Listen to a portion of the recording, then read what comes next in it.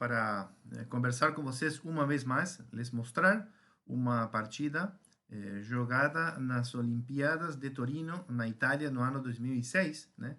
Naquele match de Paraguai contra a Argentina, match que nós vencemos pela mínima, 2,5 a 1,5, né?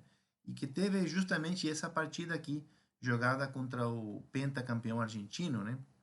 Um dos grandes jogadores da história do xadrez argentino, o Pablo Riccardi, como principal, digamos assim, partida que de alguma forma desnivelou o match logo no começo, né? Foi a primeira partida a acabar, né? E, bom, o que aconteceu nesse jogo? Vou passar rapidinho aqui para mostrar para vocês, né? O Riccardi começou jogando inglesa e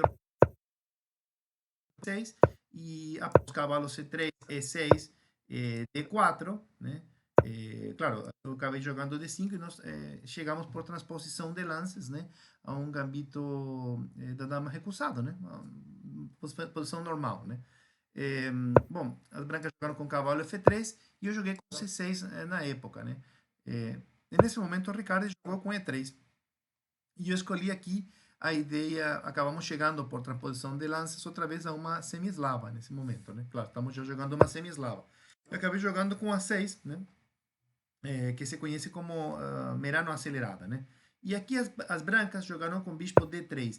Essa jogada talvez um pouco não tão precisa, justamente porque permite D por C4 e contra bispo por C4, talvez as pretas possam assumir alguma iniciativa com B5, bispo D3 e C5, como aconteceu no jogo, né? Aí o Ricardo fez A4, eu puxei o peão a B4, né? Certamente como o Kasparov fez alguma vez contra a Kramnik, né? E as brancas acabaram jogando com o cavalo E4, lance bastante natural também. Aí eu joguei com o cavalo BD7 e o Ricardo capturou em C5.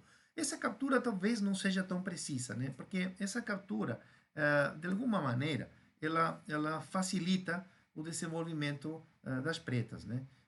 Claro, há outros lances um pouco mais naturais, né? Mas aqui eu joguei bispo por C5, né? Que foi um lance de desenvolvimento, para assumir iniciativa imediatamente após cavalo por C5, jogar cavalo por C5 também, né? Então ele jogou cavalo por F6, ele não quis meu bispo, né? Mas é claro que cavalo por C5, ok, seguramente se bispo C2, que é uma jogada um pouco natural, eu poderia capturar D1 e contra bispo D1, por exemplo, jogar A5 e obviamente está chegando aqui um bispo A6 e obviamente as pretas têm uma certa e perigosa iniciativa já nesta posição, né? Então aqui, quando ele teve a oportunidade, com o bispo C5, ele acabou jogando cavalo por F6 e seguiu aí dama por F6, ativando a dama.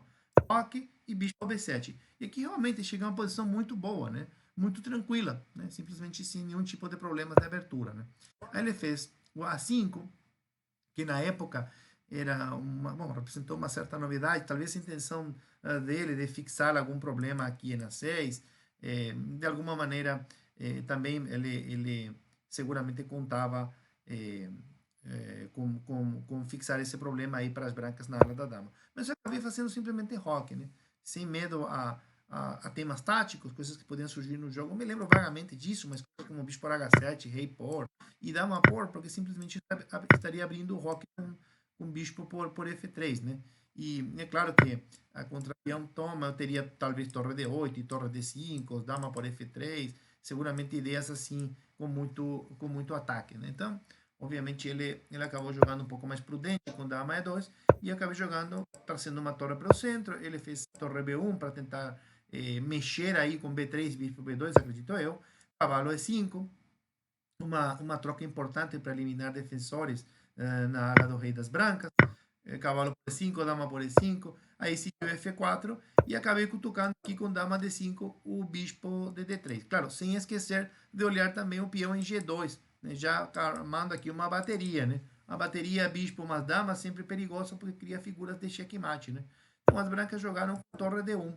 E é nesse momento eu acabei jogando dama C6, saindo dos temas, naturalmente, né? Com dama C6, saindo dos temas de, por exemplo, ataque descoberto com bispo por H7. Então, dama C6, aí ele jogou B3 e esta era a posição que eles mostrei na nossa página, né, xadrez com cubas, em nosso diagrama, né? E como jogar de pretas, né? Alguns jogadores sugeriram o lance dama C7, que certamente é um lance muito interessante, porque olha esse peão e olha esse peão também.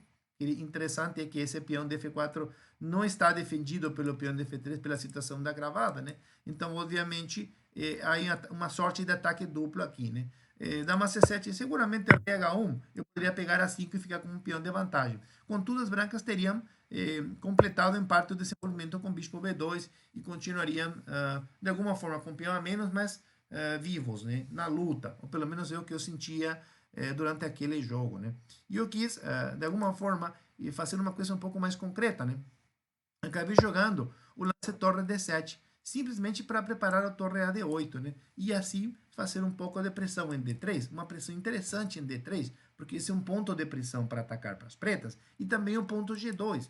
Então, aproveitando a bateria e aproveitando a pressão das torres na coluna D, me parece que torre D7 é um lance que pede a posição, né? Aí o Ricardo jogou torre D2, que certamente foi um lance um pouco misterioso, numa posição difícil, né?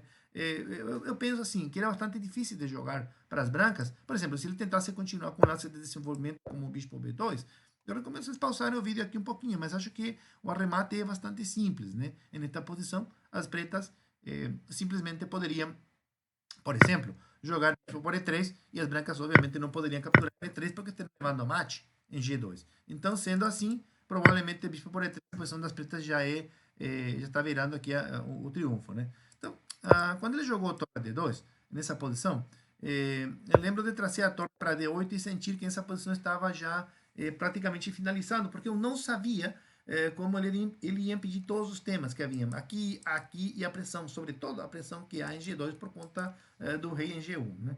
E nesse momento do jogo, eu senti que ele já se sabia também perdido, né?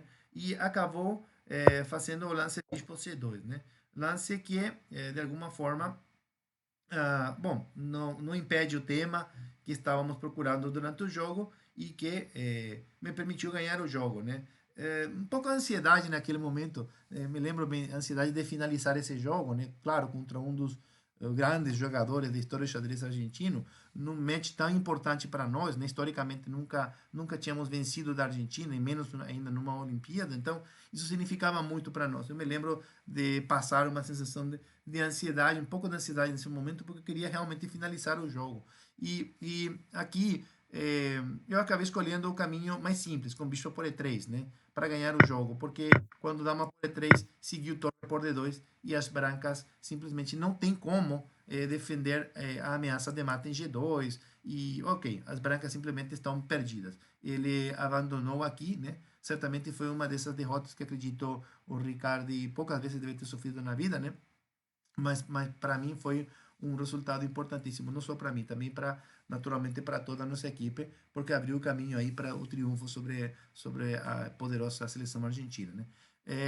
Aqui aparentemente um lance como torre por D2 também poderia ter sido bastante violento, uma vez que por D2, torre por D2, para as brancas não é possível jogar dama por D2, ou talvez seja a única e necessária, mas após bispo por E3, simplesmente já não há como jogar dama por E3 pela figura de checkmate, né?